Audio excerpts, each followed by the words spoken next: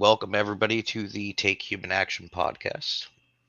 Uh, One of our organizers, Regina Badger, is here with us tonight. And how are you doing tonight?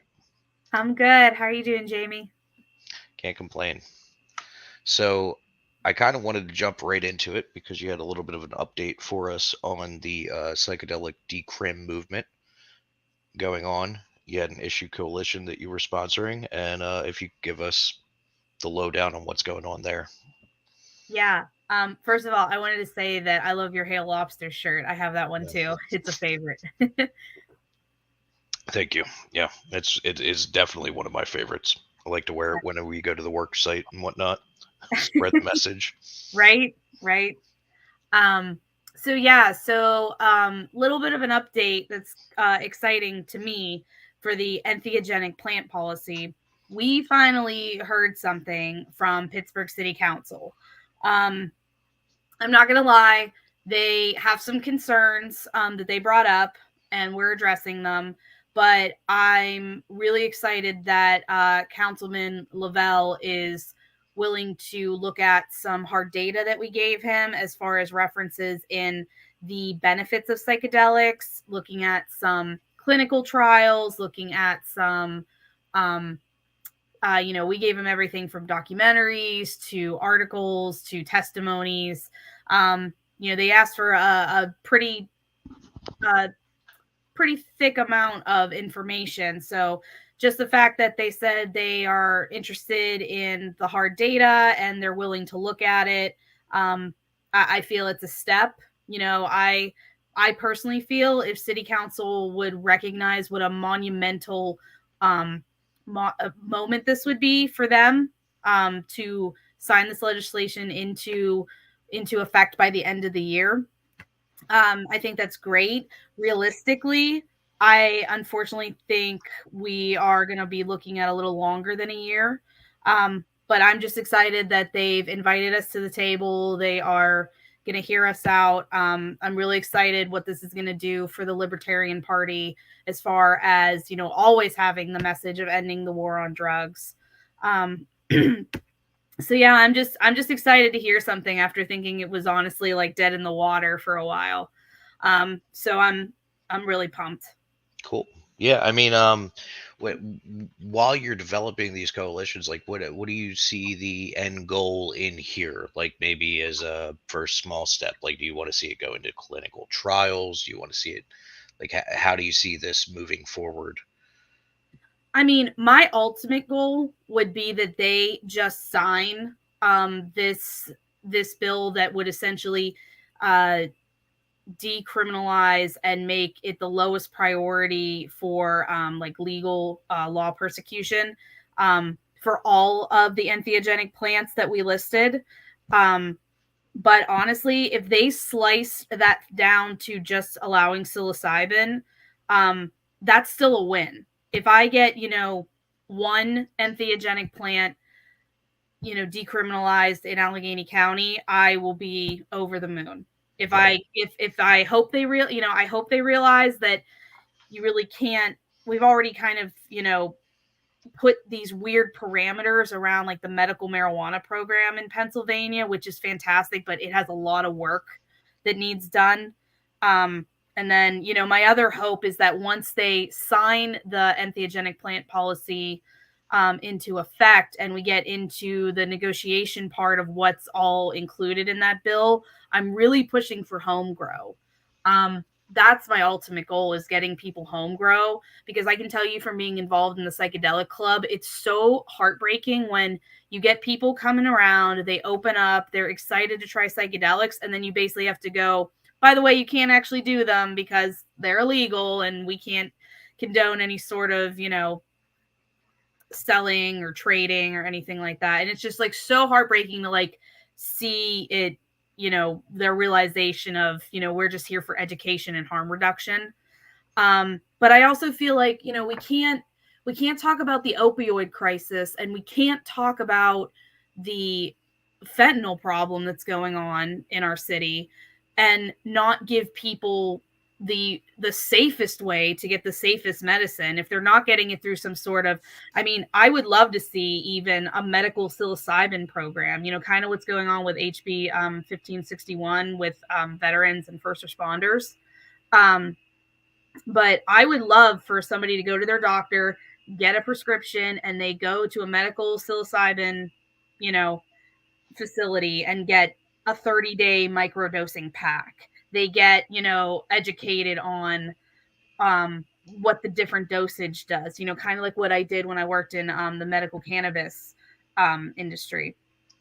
You know, that was my favorite part, was sitting down and just educating people who were genuinely curious but wanted to be responsible about it.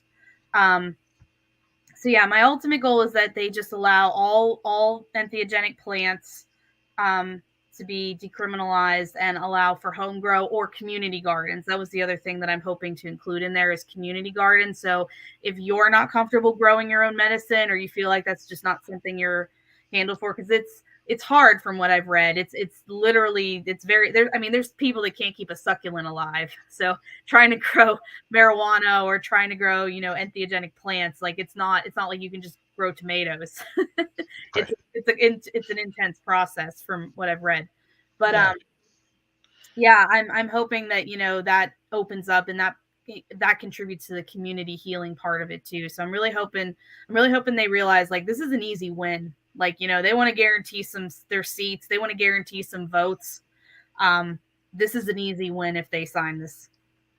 Yeah, absolutely. I mean, as far as it goes, it's there's really a wealth of documentation of what psychedelics do for people that are suffering from PTSD, especially veterans, and the trials that they've had coming back from war and whatnot, especially with MDMA treatments and other things. So, yeah, it would be a great thing to just allow the ability to have people access these sorts of drugs.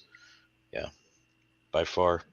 Um, well, I mean, we were left here a little bit. Obviously, we don't really have a guest. We're just sort of riffing between organizers on this podcast tonight. But one of the things that popped up this week in current events that I would like to really get into is the the multi-car train in Ohio that derailed in East Palestine. They have just completely evacuated this area from chemical spilling. Now, have you heard anything about this? I did. I remember seeing like alerts coming up on my phone. And I literally, I'm so dumb that I was like, where the hell is East Palestine in Pennsylvania? Like, do I need to be concerned? Like, um, but yeah, it's wild to see, and it's wild to watch. Like, you know, it's serious when the local government is immediately evacuating and immediately putting out stuff. Like, that's when you know it's an actual like problem that they probably aren't handling very well, was how Yeah, quickly it escalated on a public like outcry part, not outcry, but like they were publicly saying, yeah, get out of here, don't leave your homes, like crazy. I mean, you're talking literally thousands of people being evacuated from this area. And like for anybody unfamiliar with the chemical that's being spilled, it is a chemical that's involved in creating PVC. Its boiling point is roughly like 8 degrees Fahrenheit. So this thing, it's just spewing out of the sides of these freighters, and it's boiling already. And the way to deal with it was to light it on fire by public officials, and they're condoning it as like or basically saying that it's a win. It's like, this is getting burned off. These chemicals, it's fine. It's going into the air, although they are extremely volatile. I mean, they are known carcinogens. It's vinyl chloride, I believe, is the name of it, and it causes dizziness, sleepiness, headache, risks Jeez. of cancer in the liver, brain, lungs, and blood. Oh, Like, wonderful. and it's just being Awesome. spewed in the air. And mind you, they have handled this containment issue very well, where like they are not allowing people in the area. They're evacuating them. They're making them leave their homes. But it's tragic because they're not even like letting them go back to get their pets, to Oh wow, and that would be any of rough. the things that they need in their area. Oh my god, Yeah. I would be inconsolable if you told me like, yeah, you can't go get your cat. It's fucking brutal. Yeah. But you know, they're obviously there's mitigation efforts in place, but I just find it funny because it's one of these things that media outlets often do, where they're just trusting the narrative that's coming forth from the you know the line that was taking these chemicals, and they're saying, well, we Mhm. have it under control, and then that's just the run with, is that okay, this whole thing is, it's under control. And then Fox News says it's under control. And then the administration's like, well, they're handling it. But Yeah. in reality, like Yeah. what the fallout from this event might be, you know. Yeah. It's a good old Chernobyl narrative. It's just yeah. I mean, I don't know. Can you think of any other times that the government has decided to tell you, well, it's fine, we're handling the problem? I mean, they kind of tried doing that with COVID in the beginning, but we all saw how that played out. But like nothing I can think of where it was like very obviously not okay, and everyone was just repeating the line of like it's okay. Mm, So yeah, it's definitely not a good look. mm. Yeah, I just hope there's not too much like you said. That would be such a concern to me is all that stuff.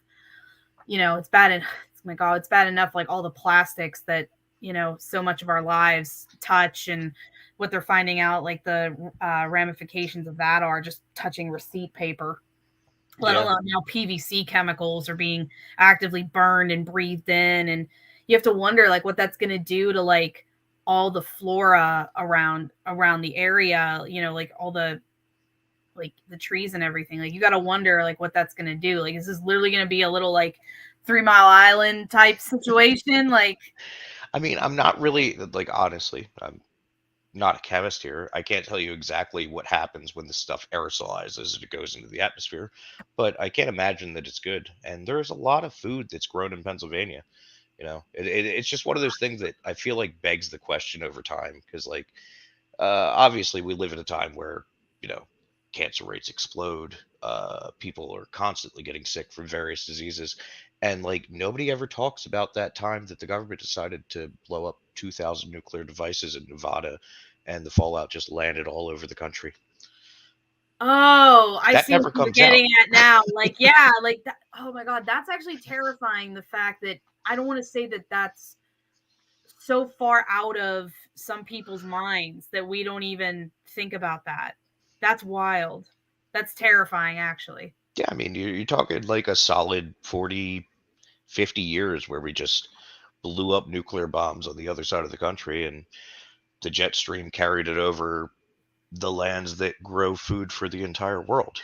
And Oh, it's a wonder that there are so many medical anomalies going on in society today. But oh, that's a fun tinfoil one to get into. maybe they're questions we shouldn't ask. That's okay. I almost went tinfoil hat on my one friend, and I had to like reel it in about just like what I feel like they're purposely doing to the food supply with the whole soy agenda and the fake milk and you know why everybody seems to have tummy issues and then they just were like, oh, by the way, here's this magical like, oh, you're having all these you know stomach issues. Like we have this great new product called you know almond milk or what's the other yeah, I think it's almond milk. Um, I don't know. I don't mess with that. I like try to literally eat only real food as much as possible. Um, but it's like, oh, here's this not real milk that one of the main ingredients is a shit ton of antacid. So you're literally drinking Tums all day. So no wonder you think it's better for you. It's just it's like wild to backtrack that stuff and be like, oh, okay. That's why testosterone levels have been plummeting for the last decade. It's a whole like crazy. But it's like, no, we have it under control. We know the food pyramid. We know what's good for you. Just wait for instruction. I don't know if you like TikTok quite as much as I do, but recently the things are coming up on my feed where they're the chickens that aren't having the eggs. Yeah, I mean, I've seen that. I do not. And people just change the feed, and all of a sudden, the chickens have eggs. I have seen that. Yeah, they've been like stop feeding them on like the store-bought feed and basically giving them like a natural diet, and all of a sudden they're laying like 40 eggs. They just go down to like a local farm and they pick up some milled feed from that local farm, and all of a sudden their chickens just produce eggs. It's strange. I don't know. It's weird how these crises seem to come with these other elements of it, and I'm sure there's a grain of salt with it on both ends, but a lot of the truth always lies in the gray area of it. But it makes you wonder. Yeah, it's the same where every time they said there was a shortage coming, all of a sudden those things were going up in flames mysteriously. Like we have an egg shortage, planes crashing into the buildings and lighting them on fire. It's one of those things where I almost feel bad for people who are so numbed to it and so plugged in to the matrix that like at this point it's right in front of your face and you can't get away with anything today anymore with social media and phones and cameras on every device. So it's like if you're still in denial or you're still rolling your eyes at these like conspiracy theories, then you have it right in your face. Like I actually envy you a little bit. I envy that you can, be in such a deep state of denial and sleep at night. Bless. Yeah, it's probably a way easier way to sleep for a lot of people. It is. 1,000% is. It's so much easier just to stuff all that down than to deal with like reality. Well, to maybe segue into a topic of things that are right in front of your face. Obviously, speaking of, I know you're talking about TikTok. Speaking of Chinese Communist Party propaganda and spyware. How about that balloon that just flew over most of the United States before we decided to drop it into the Atlantic with the largest military budget in the world? Worst pinata ever. It's just so odd. I mean, like, and the narrative that's still coming forward from the CCP is that it was just a weather balloon that got blown off course that happened to be rigged with explosives and a lot of cameras. I always love to go like Alex Jones level theory. I think we knew that shit was there. I think that was like a weird test. I think that was a total distraction that of everything else going on with the eggs and with, like the political stuff. I was like, that's such an obvious distraction. But it's still wild to think that, okay, let's go with it's not. Like, let's go with the CCP is literally seeing like how fragile the United States has become because we're so busy like tearing each other apart that they felt bold enough to do that, and how long we let it just hang out up there. I do wonder how much of it, like, because I enjoy delving into like the way that the socio-political system is in Russia and in China, and there's a lot of disconnect that goes on, and I do wonder if maybe they thought that because this balloon was so high, nobody would have seen it. And they're just that disconnected from reality that it's 2023 and the technology is there to observe these sorts of things that wasn't there before. I mean, that's a fair point that they might have literally just been. I mean, we're a very dumb country. It's not out of, the question to think that they were just as dumb to like have a simple oversight like that. I don't know. It's just wild to me that even after everything, after it's been well observed that this was it was a spy satellite attached to a balloon that we're here's still my denying other it. No, yeah, the denial is always like the stories are always crazy, or they just don't cover it. Like that's the one that I think annoys me the most is like they just don't cover these things. Because they know that some people only get their news like what is spoon fed to them from CNN, from Fox News, from MSNBC. So if it's literally not spoon fed to them at dinner time when they're watching the news, like people have no idea. Like no idea. I had a bigger concern with, okay, how we put a ridiculous amount of money into the military industrial complex, correct? We supposedly have, Insane. we honestly, it's more scary thought of like, we have no idea what we have, like as the citizens. We have no idea what crazy weapons that they are coming up with that we like that actually aren't leaking. But my thing was, how is our best countermeasure to pop the goddamn balloon into the air, into our atmosphere? Like, good thing that thing wasn't full of the real COVID that actually killed 1 million people a week like they wanted us to believe with the first pandemic. I mean, had that happened the way, yeah, that could have been a very volatile situation. I mean, I remember in school, like being in school when 9/11 was happening and like the threat of anthrax, like people were afraid to get their goddamn mail, and kids pranking the post offices by putting like baby powder and shit in there, or it's like, it's crazy. And it's even crazier because Biden actually, I think, just talked about that. He touched on that actually, like they're cracking down on that. So it's like, so you're talking about cracking down on, mailing drugs through the post office, which, first of all, if you pull that amateur move, you deserve to get caught, first of all. Like, I don't have any sympathy for that, like with anything. If you're dumb enough to get caught that obviously, then you deserve to get caught. But it's like, we don't know what that could have been. Like I won't get into all the conspiracy theories of where the original COVID virus, but it's like, we learned nothing from the pandemic that maybe governments, I don't know, engineer bioweapons and then, like, I don't know, test them on people and see like, oh, that's interesting how that happened. I mean, I suppose We've never done that in the history of the United States or any governments.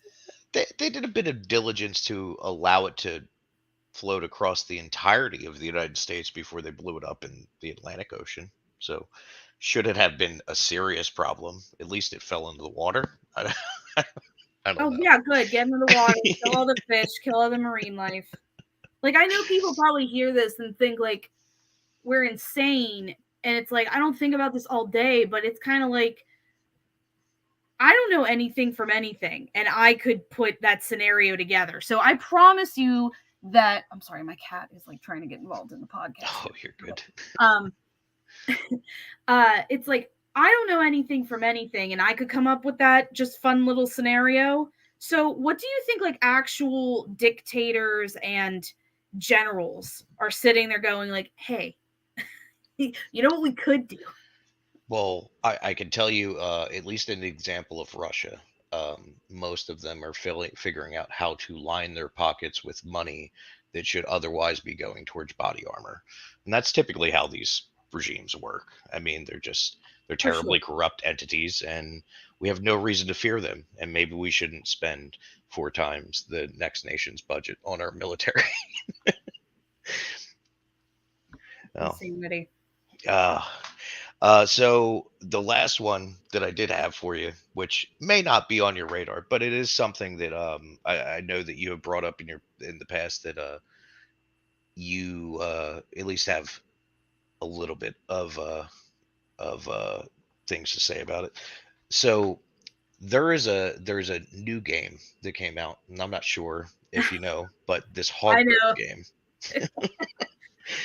There is so much hate going around. I love it. I love it. I love the fact that there's so much hate, but these socialist kids are so desperate to make money off of doing nothing that they'll still stream it. And I mean, I always have, like, sometimes an issue with charities if it's not literally from the person's pocket directly handed to the to the actual charity, like to that establishment, like unless it's literally like, I'm a millionaire, I'm donating $100,000, here's like our show, here's our TV check. I am finding it hilarious because, again, I don't have TikTok, but because I use Instagram, sometimes the TikToks will come up, and I've been seeing like It's how all part and these parcel of the same thing they anymore. them kids are like, well, I know she's bad, but if you want to watch the stream, we don't like, it's funny how they could separate the art from the artist when it was convenient. Hmm. Yeah, this is the thing that's really blowing my mind because I mean, maybe I am off base here, and there's a very good possibility of this. I'm not right about everything all the time, some of the time. But the people that I grew up with that loved Harry Potter, that like they lived in this world when I was in middle school, getting into high school and whatnot, and waiting outside of a lot like a Barnes and Noble for the last book to come out and shit like this. Were they not the same people that were also involved in the movement that is now turning this into some sort of I don't know, it's just like a crusade against anybody that loves this genre. I Mm-hmm. mean, it's so odd to me. I don't know. I mean, J.K. Rowling said things that I would suppose were alarmist 4 or 5 years ago, but to my knowledge, I don't think she had any creative license on anything that came out to do with this whatsoever. And there's people that are just they're getting bullied online for just wanting to, I don't know, be a witch and play a video game. And it's so sad. Like, Right, right. Like, I I understand where some people who are very attached to their ideology are going to be offended by what she said. Um, but this whole like, well, if I don't want it, then you can't have it thing, I I don't get it. It's like, if you don't want to play the game, then don't play the game. Don't, like, it's just that simple. It's like the same thing when, like, I watch people, they'll literally sit on the internet and look at shit until they make themselves so crazy that they're screaming into the ether with the other people screaming into the ether on there. It's like, just keep scrolling. Take it out of your feed. I literally just did a feed cleanup, and it wasn't like anything crazy. It was just, there were some brands and there were some, content creators who, what they're promoting does not align with my values or my morals anymore.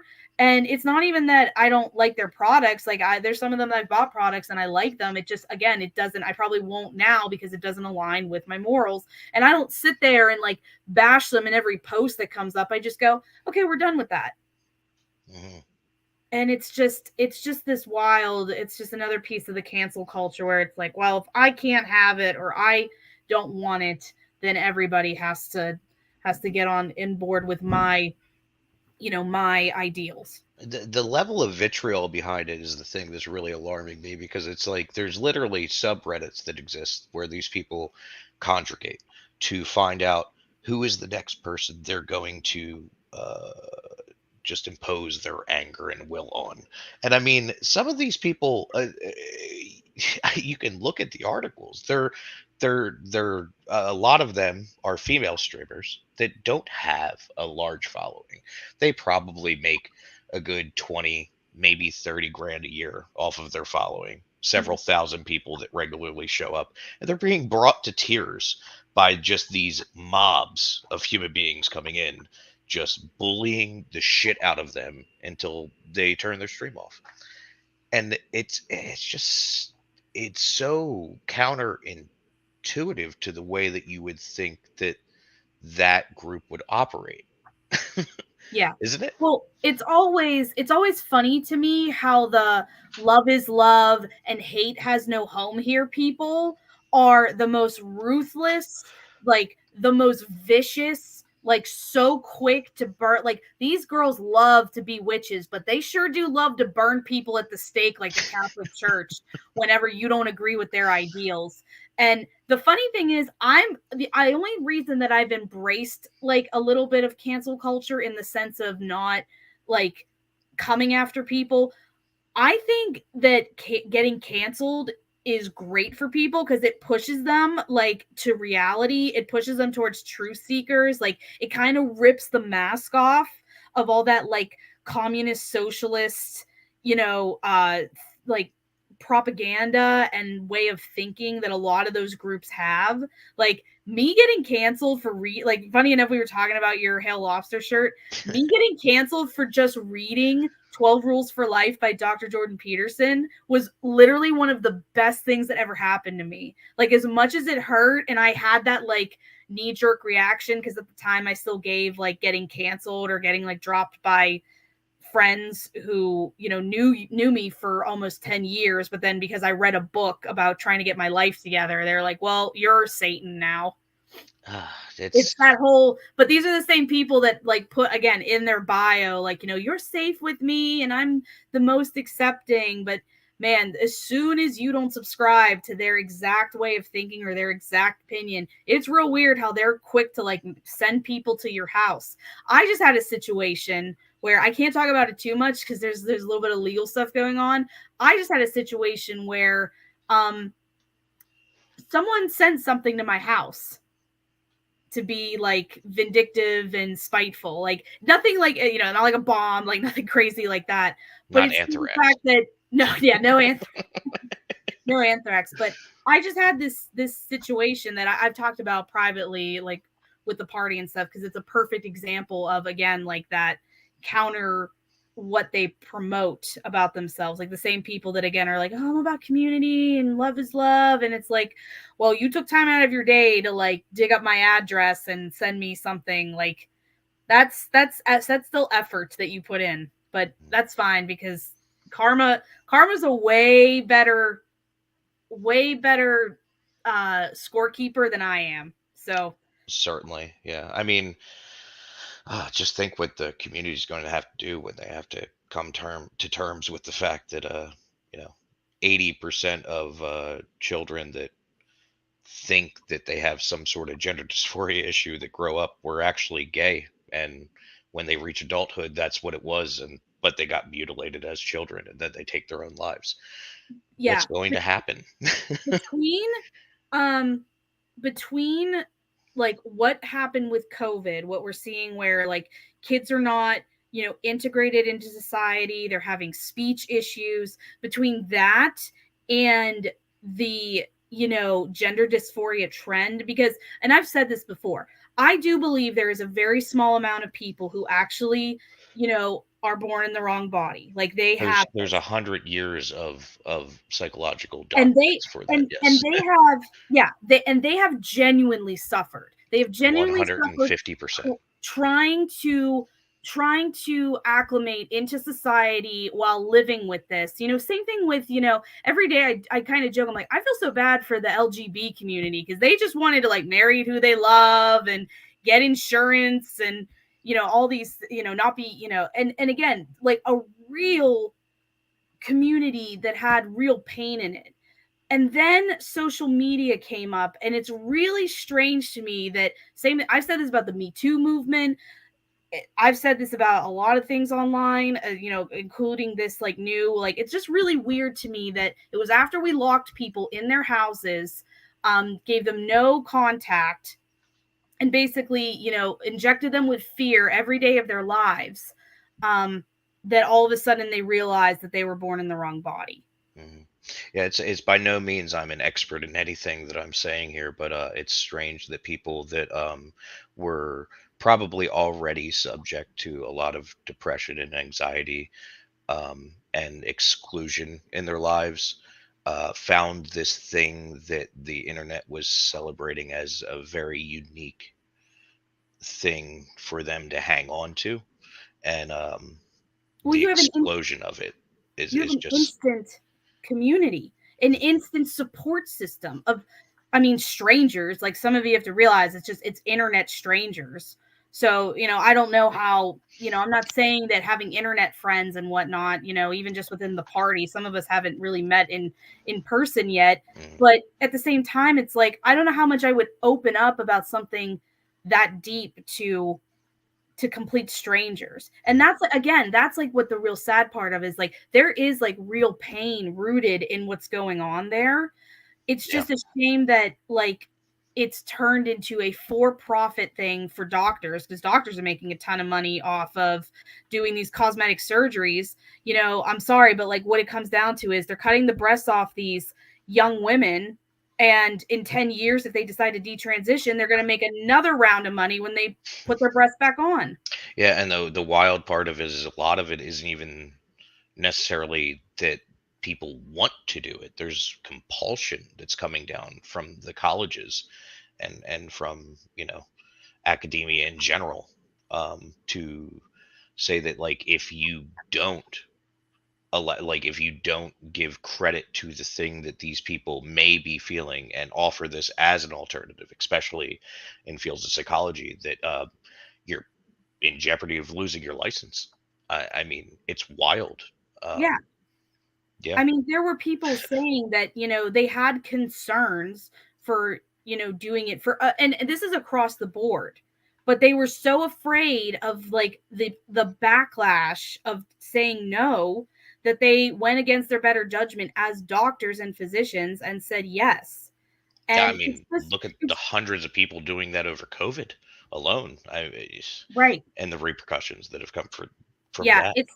it's, I really hope that, like, if there are, people who genuinely are suffering and they're genuinely, because I mean, I do feel that, again, for that small amount that are genuinely going through gender dysmorphia, and now we're seeing, corporate companies like offering, extended insurance for, transition surgeries, for their hormones, for all that.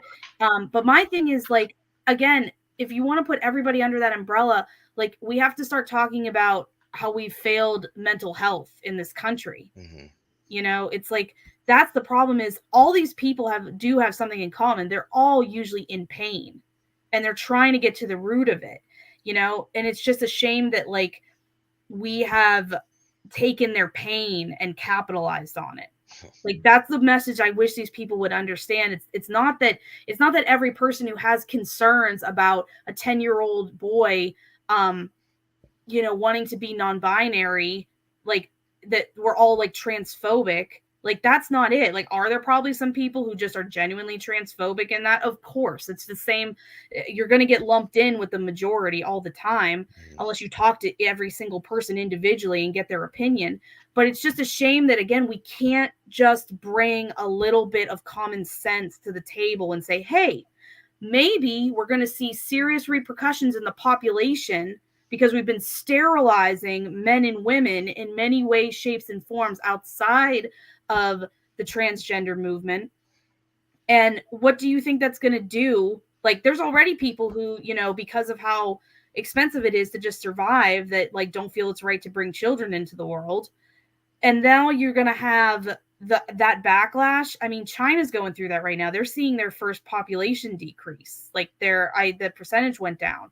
Like, Oh they're yeah. underpopulated, which is crazy to think about. But think about how populated China is, and they still saw that dip. What do you think is going to happen in the U.S. when our government is actively saying sterilize your children? Hmm. It's Yeah. going to be I mean, crazy. we're looking at an issue, and I mean, it's pretty well documented. The next 10 to 20 years, uh, the entire CCP is going to collapse from the absence of a population to grow into the positions that exist currently. You know Like, what? You just convinced me that we actually need to support this movement in the US, because if that means less socialists and communists, I will bite my tongue and say, well, you know what, Susan, you need some extra social credit points. You need I, to document on TikTok, trans or putting your 4-year-old through transition surgery. You do it, Karen. You I do would it for the greater good. I would say that in large part, most of the people, just like in the United States, don't really buy on to these narratives. it is just it's a loud minority that comes forward with it. I mean, I imagine most people in China do not want to be under a totalitarian regime. It's just terrifying to speak out against it, and it's something that we need to make sure it doesn't happen here. Yeah, I mean, again, I've only been kind of awake to this for the last 3 years. Like, that was the only benefit of COVID for me, is like that was a big wake up moment. Like, I thankfully, like, and I was very close to teetering the other way with that, of like waking up or going insane. I was teetering very, very close. And thank God, like, literally, thank God that he aligned things that happened in my life the way that they did, because I definitely would have fallen the other way, and I would have fallen very hard. And it's like terrifying to, like, when you put it all together, you know, that's where they, like, people wonder where these conspiracy theorists come from. It's like, aren't you watching the real news? Like, look what's happening right in front of you. Mm. Yeah, well, welcome to the abyss. I like it here. Well, we were meant to make this a little bit of a shorter episode since we didn't really have anything planned with it. Did you have anything to add before we go off broadcast? No, just, you know, thanks for coming through. And I know we both kind of did this last minute, but Mm. I think this went well. We covered some topics, and yeah, I'll be getting ready to post more about the entheogenic plant policy. So my only request is that if you're in Allegheny County, um, please reach out to Pittsburgh City Council, reach out to your local legislators if you believe in advocating for plant medicine, if you want to see psychedelics decriminalized, because the more requests they hear and the more they know that's going to guarantee them a seat. Like, you got to use your vote the way use a review on Amazon. If we started asking for a refund when these politicians didn't come through on their promises, the way that you asked for a refund, again, from Amazon, from Starbucks, like, you'd be surprised, like, how quickly seats would move. Certainly. Well, we hope to hear from you soon. And thanks everybody here for joining us. And we will see you next week, Thursday at 9. Bye, Have a good guys. night, everybody.